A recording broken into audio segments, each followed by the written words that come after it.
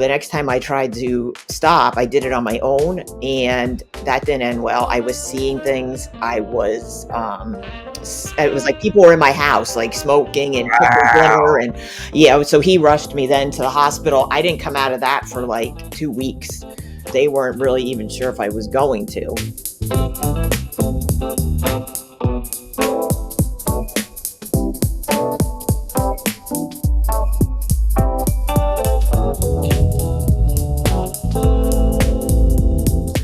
Yes, I'm super excited because us in recovery, we make this world go round. We're the most resilient people. We're the most hardworking people. So I just love hearing everybody's story because I get my therapy from that too.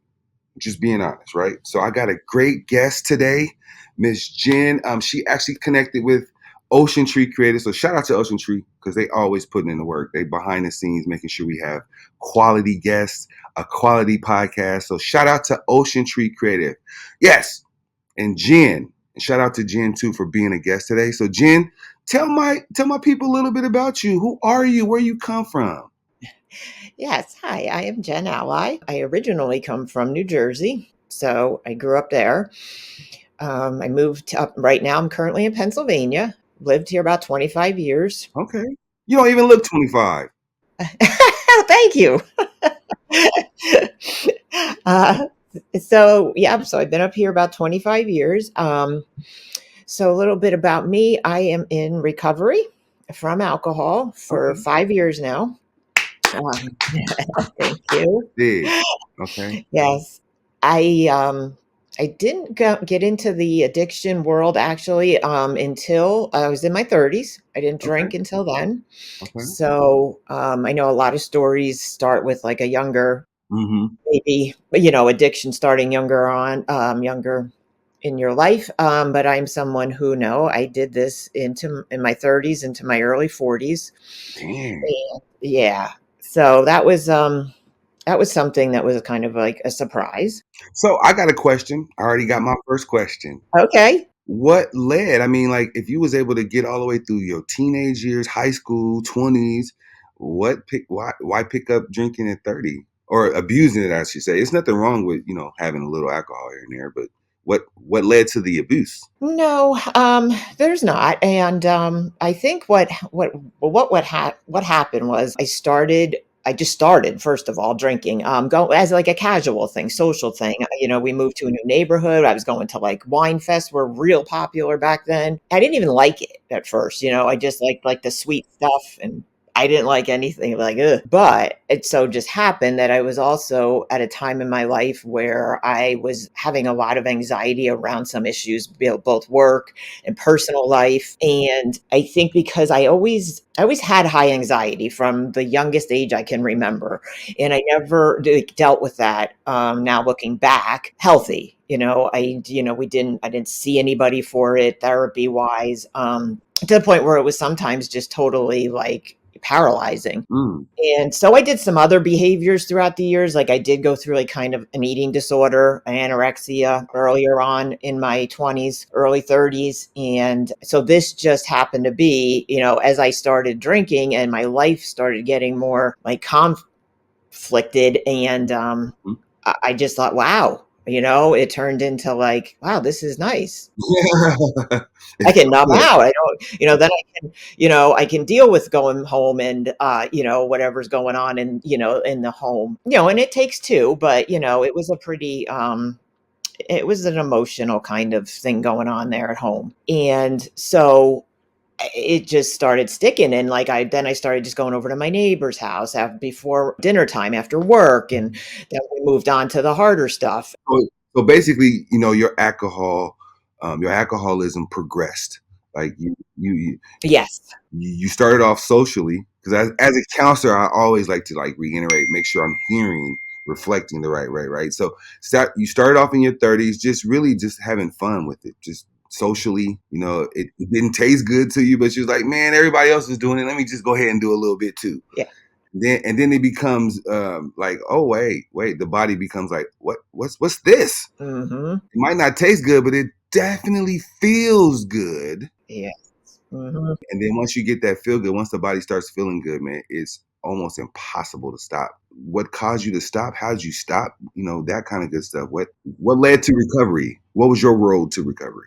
Well, my world to recovery. Well, it took about 5 years. Once I realized I had the problem, I realized I had it, but I still at that point didn't want help. So my first initial round with finally going into rehab, like I went into meetings, I started seeing Mhm. therapists, but I was drinking before the meeting, after the meeting, like You wasn't ready. You wasn't wasn't ready. ready. Went Mhm. to my first rehab in 2016. That was around May. And again, that was kind of a forced in thing. The family was just Tired of it. They put their, hey, I'm washing my hands of right. you. Yeah. Yeah. Yeah. You got to go somewhere. Like we can't handle this anymore. So again, I went not willing, stayed in a sober living for a little bit, came home. I'm drinking on the plane home. They Wow. picked me up. I'm already drinking. If over the next few years, I ended up, then by the end of that year, though, getting divorced, starting the process, met somebody else through the rooms and just kept going. So for the Mhm. next 3 years, I was in and out of four more rehabs. I went multiple hospital trips. Wow. Yeah, my body just did not do well with the drinking because for the short amount of time that I did it, not really, I mean, sure, but compared, some Mhm. people go the Oh whole man, life, lifetime. Yes. right, and don't have like some of the repercussions that I had. Right. But again, I mean, I was to the point where I was drinking 24/7, like Wow. just because I had to keep it in me. You was waking up, going to sleep. Yep. Yep. Going, I mean, I had a job, professional job. I was at lunch. I was driving over to like an area to drink at lunch just to get the shake. Wow. So was you able to still maintain your actual life, your lifestyle, jobs, everything with and have an addiction? I was for quite a long time, and, no one knew I was hiding it, and again, that was another expectation. Everybody was like, "Oh, look at her, she has the house, the daughter, the well-behaved daughter, the job," and little did they know I was, going home and drinking in the closet because I didn't really have it all, I was, like, inside, I was dying Yeah. and a mess. So that was tough. So I did maintain it for a while until Mhm. that, like I said, till that first rehab and then I came out and I got worse. And then I wasn't working at the time. I was just drinking. And I mean, when you're hiding the bottles and then I'm drinking before you go out so people don't know how much you really had to drink. So you can have a few when you're out. There's just me that was, hiding it, Right. collecting the bottles, taking them out to somewhere else to get rid of them when nobody was home. And, Wow. so this is why like a lot of people really didn't pick up on how much I was drinking for a while. And I was able to maintain right a job for a while. So I'm out of the house. I'm with somebody else, and my drinking is just, now I'm not working. So now it's really Out of control. Yes. right out of control. Again, drinking just to like at this point, I'm not even enjoying it for the Right. taste. You know, Wow. yeah, I had to get my gallbladder out. There was a time, speaking of, because I'm pretty strong on stigma, but that I was in a hospital and treated really poorly. And so the next time I tried to stop, I did it on my own, and that didn't end well. I was seeing things. It was like people were in my house, like smoking and cooking dinner, Wow. and yeah. So he rushed me then to the hospital. I didn't come out of that for like 2 weeks. They weren't really even sure if I was going to come out of that because I tried to detox, and little did I know you can die from that detoxing from Absolutely. alcohol. Oh yeah, I had it all. I mean, I was like, I got to get out of here. I was ripping like the IVs out. I'm like, I'm going to dinner with Aaron Judge. Like they're like, is she? They're like, Right. You was delusional. I was very delusional, very delusional. So So how'd you snap back? Because you look amazing now, by the thank way. you, thank you, Happy 5 year anniversary, because thank I know you. that's a Yes, huge deal. And however many times I can say that again, I will again and again, because one thing about addicts, we love to be celebrated. It's better to be celebrated than tolerated, right? So what led to just like what was the final straw? the final straw. There was like two things, but the final straw was in 2019 in February. I was going down to visit my parents in New Jersey. At that point, I had like a not very good relationship with my daughter.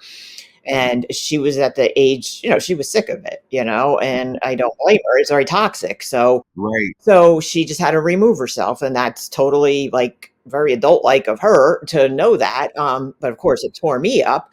So she's at the age where she's looking at colleges. I happen to see that as I'm driving down at like I stop somewhere and that she's doing that with somebody else in the family, not me. I stop at a liquor store. I buy some liquor to take down.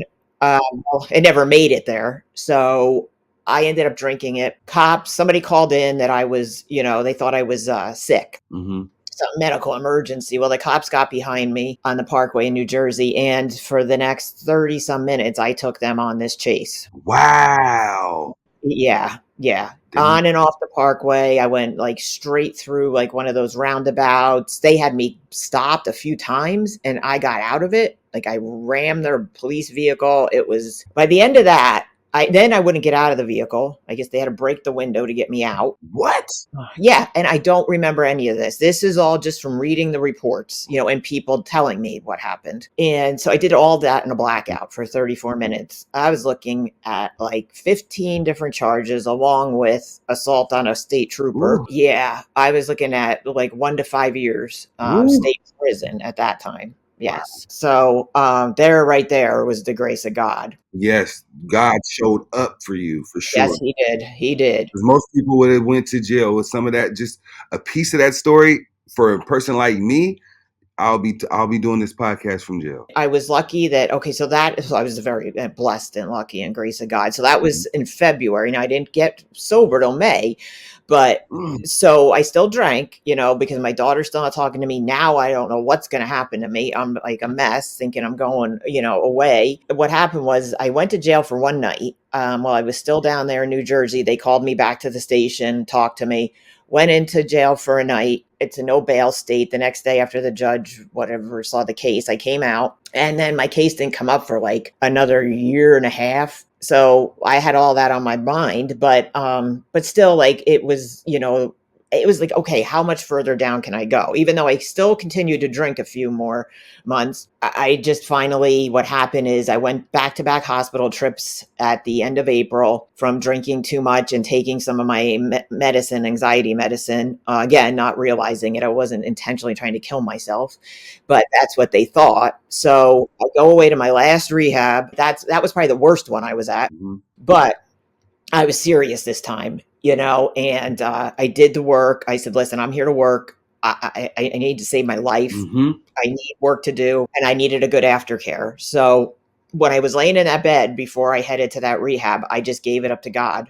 I had grown up in a Christian household. I did go to church. I was saved. I was with Jesus. Mhm. But I kind of in those years that I was drinking, kind of put that to the side because I knew what I was doing was wrong, Absolutely. and it wasn't a godly thing. Mhm. And so I finally just said, okay, I'm done.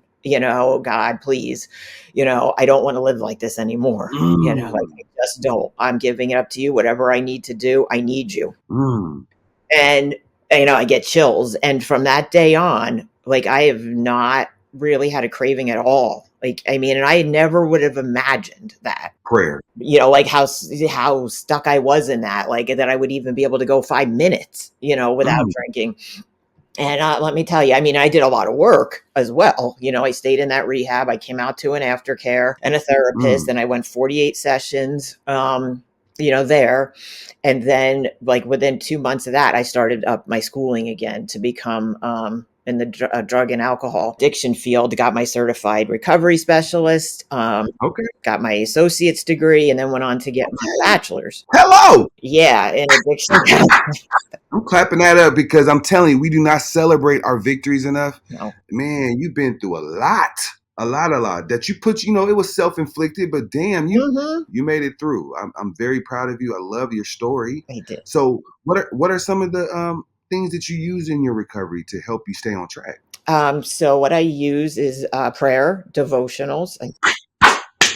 I love prayer. Prayer is that's today's secret word, guys. When you hear prayer, clap, scream, do whatever real loud. Just anybody that says prayer to you today, Yes. clap and be happy. Put a big smile on your face because prayer not only changed her, it changed me, and it changed a lot of people. Hmm. So prayer is a big deal. Would you think? Yes, a very big Yes. deal.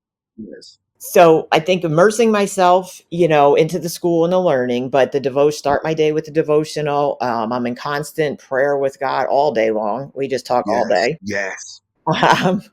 Um, so that's huge. Exercise. Exercise. Oh my God. You you're talking everything I talk in my daily practice. These are healthy recovery ingredients. So go ahead, keep going. I'm No, no, they're good. And, to get those endorphins, fill that time where you were drinking and, the habit of that and with healthier. And once you start doing that stuff, I feel that it makes it harder and harder to think about going back to that because you're feeling yes, so much better. yes. You're eating better. Like I said, you're doing the exercise, which gives you those endorphins, and it's natural and it's healthier. You're staying in contact with God and your prayer, and Mhm.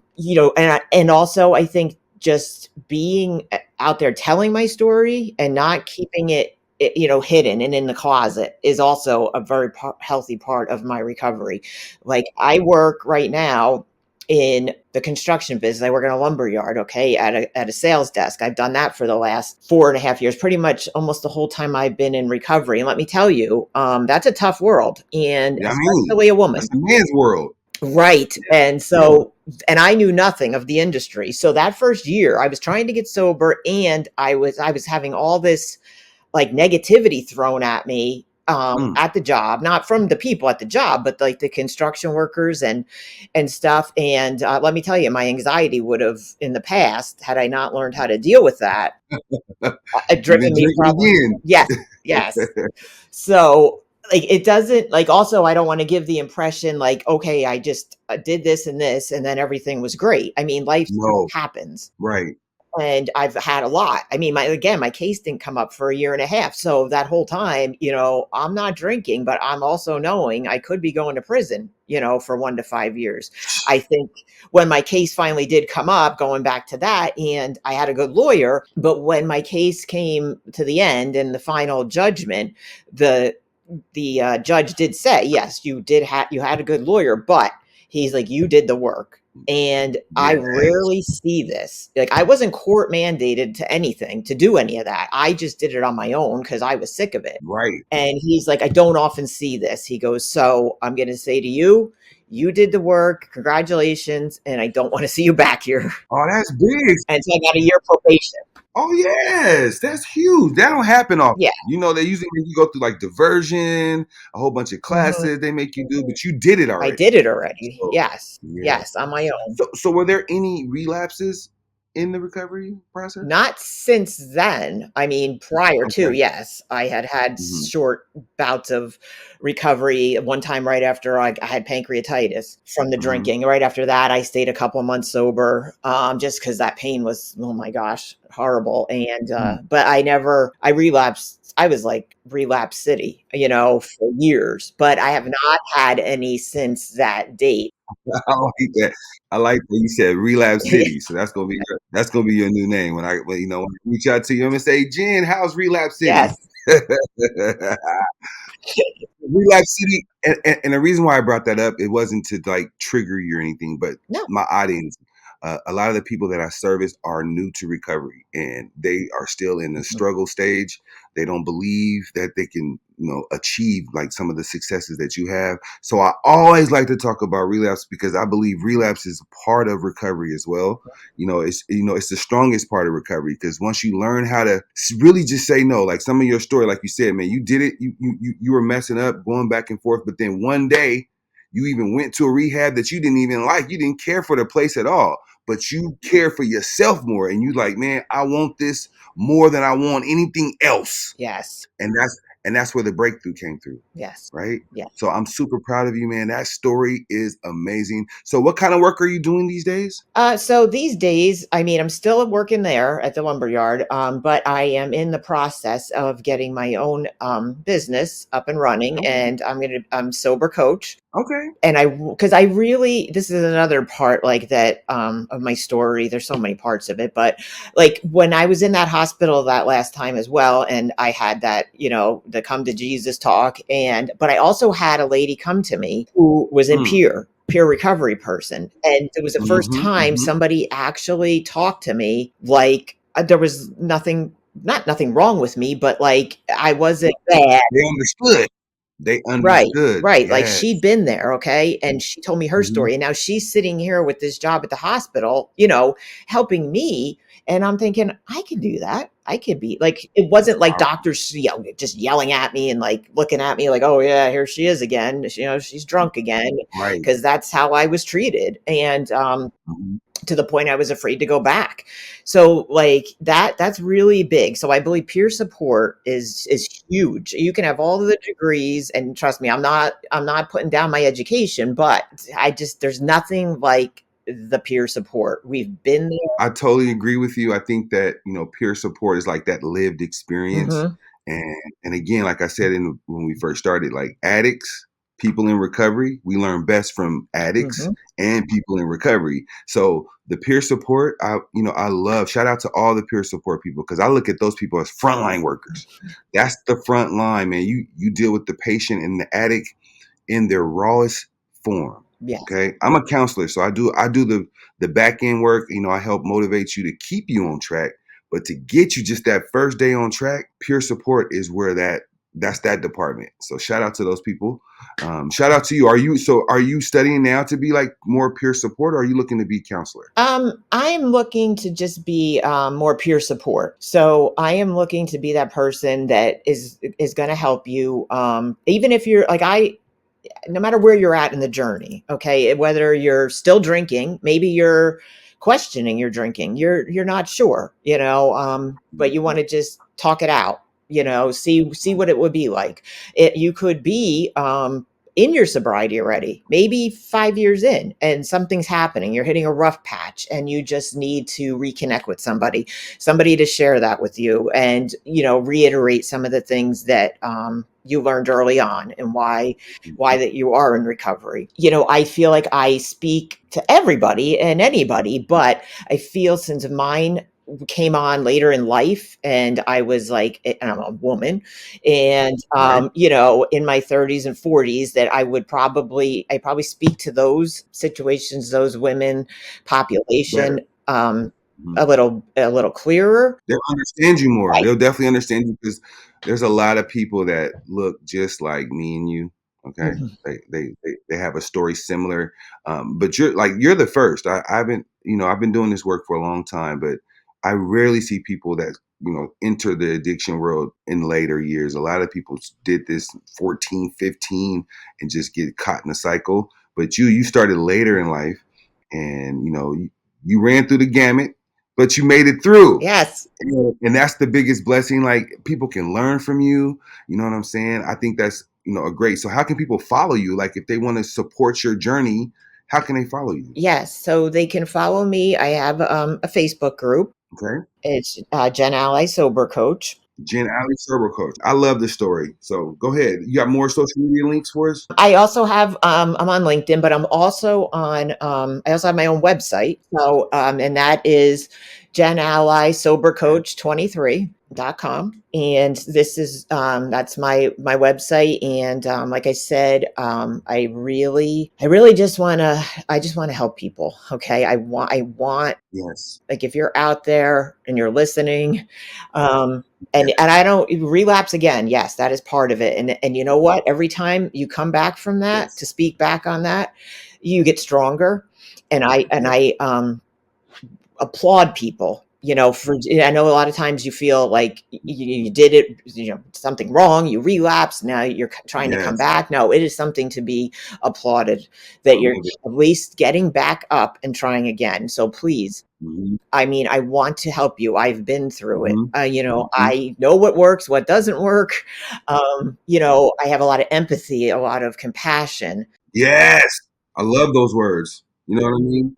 I just want to make it a little less, painful as I can for you. I wish I And somebody did it for you, and someone right. did it for you. So it's just like, it's part of just I want to do it for you. This part of recovery is giving it back. So guys, make sure you tap, tap, tap in. If you need more information, I got Yes. her on speed dial. So I can actually Yes. get you to her, if you know what I'm saying. So I love it. I love it. I'm actually gonna invite you back here every quarter, just because I want to check in with you and see how the Okay. the journey's going. And If affirmations for recovery, if we can help you. But before I let you go, like, what's your thoughts on journaling? Because this is like we do a lot of journaling in this space, and I just like that's one of my modalities that I use for Mhm. recovery for new people is journaling. So what's your thoughts on that? I love it. I do love journaling. I never thought I would be a journaler, but that has also been a huge, even if it doesn't, doesn't have to scare you. You don't have to write like a whole page or a book every day. Right. Just jot down a few things and maybe in the morning or at night. And you'll be amazed when you go back and look at some of the stuff. Like I love going back and looking at some of the stuff that you forget Absolutely. that you wrote down the struggles or like the highs. So like if you're having a bad day, you can look back and look at some of the things that you did get through and that you accomplished or And how you did it and how. and how. That's Right. And important. how. It's important. So Right. for journaling for me, Yes. affirmations for recovery, I do a daily, it's a mission. Like it's really about unlearning and relearning, right? We got to learn how to process information better. We got to learn how to smile more because when we smile more, that's good energy, right? Yes. And you just in contrast to frowning, like when people are always mean and looking like it, having that stare at you, that's where to me that's where bad energy lives. I like to smile, I like to be happy, and for me journaling was a way for me to get to that, Hmm. right? I was able to learn how to process how I was feeling, Yes. and I was learning how to see how what works for me and what doesn't, because recovery is individualized. It's not, what's poison for me might be a cure for you, Yes. Yep. right? So you got to find what works for you. And through journaling, this is an amazing tool. So make sure you guys get this product exclusively. It's on Amazon. I have a link on my website, ericallenrecovery.shop. And there's also other recovery tools there that you can use because it's all about adding value to what you're doing in your recovery space. So, what would you say to somebody new in recovery? Like, give some advice for somebody new in recovery. New in recovery. It gets better. Yes, It gets better. yes, It gets better. Just don't give up. Even if you have to take it yes. minute by minute. Woo. I think you my soul sister because like either you read my script or you or me and you are say the exact same things because that's exactly how I talk to them. I say things like, guys, when you're really new in recovery, sometimes you have to take it one breath at a time. Hmm. Okay. Don't worry about the next breath. Just worry about this breath right here. Mm. And you're clean. You haven't took any, mood altering or mind altering substances or alcohol or anything. So just live in that breath. Yes. You know what I'm saying? And then it gets better because you'll learn how to take more breaths. And one day, a breath will turn into an hour, and an hour turns into a day, and then a day turns into a week, and a week, yada, the I rest. know. You celebrate it. That's where recovery Yes. lives, okay? And we celebrate. So I love to celebrate it. I Yes. like, because we we do a lot when we damage ourselves through the recovery process. So a lot of us, when we get healthy and we get our sights on recovery, to me, I think that's the most important time to celebrate that because that in itself is a challenge. We got a world full of people that haven't woke up yet, right? Yes, we So do. when we wake up, Yes. we celebrate. Yeah. We celebrate. We celebrate. We celebrate. So, any final words for my audience? Like, what would you say? What would you leave the audience with? Words of advice, like somebody in recovery that's like just been struggling. They just can't get out the bed. They haven't figured it out right. What would you tell them? Reach out. Reach out. Yes. Woo. Reach out to somebody, a peer, reach out to me. Yes. You have all the information for me. Hmm. Get to a meeting. I Yes. know you don't feel like it, even if you have even an online meeting, you'll feel much better connecting with other people like-minded Yes. like you. Yes. And I mean, I can't explain it, but it's no it's no judgment. Hmm. Just please just reach out. Like I said, like you said, I say, take that next breath, make that move. Positive and stay positive. Stay positive. And one thing she said that I really, really love and appreciate, man, prayer. Yes. Prayer is the answer to a lot of these things, and you have to believe. You have Mhm. to believe when you pray. Don't just do those cliche prayers where you just I'm praying because Jen told me to. Right. No. You're praying because you believe that it works and the Father is going to deliver. Yes. So prayer is amazing. I'm a fan. I'm a fan of prayer. That's one of the biggest things I use.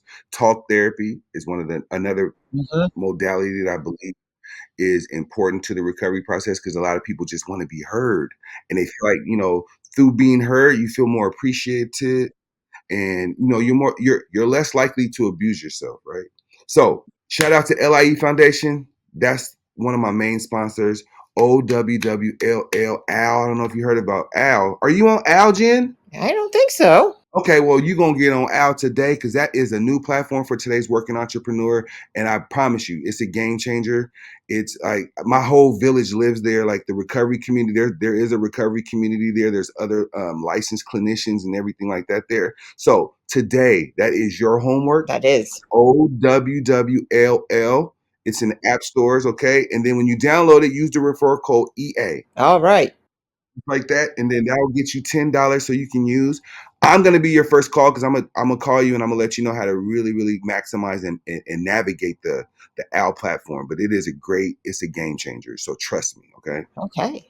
Yes. So, guys, I appreciate everybody being here. Recovery is a huge deal. It makes the world go round. It's one of the oldest pandemics. It's been around as long as the world has been around. Recovery, the need for recovery.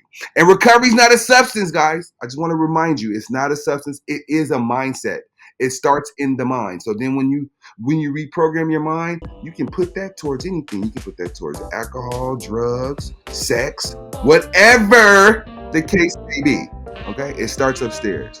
I appreciate everybody for being here. Make sure you comment, like, do all that good stuff because that's how we drive the car. Yes. Feedback, support. It's an action word, guys. Okay. Until next time, take care of yourself and each other. Let's go. Post-production is done with care by Ocean Tree Creative.